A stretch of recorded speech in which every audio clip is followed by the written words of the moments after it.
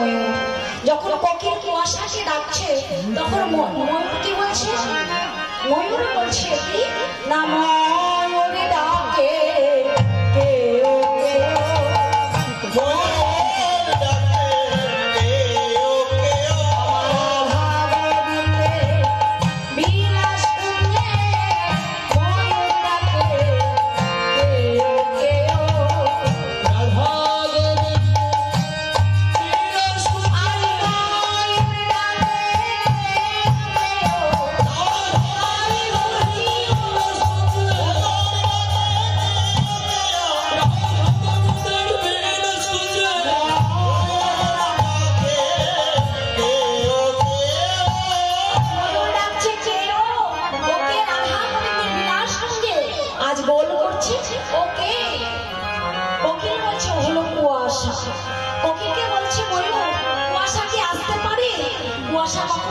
পারে না।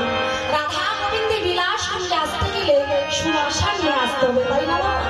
কেউ যদি মনে করে কুয়াশা নিয়ে রাধা গোবিন্দের বিলাস শুনলে আমি আসবো, সে কখনোই আসতে পারবে না।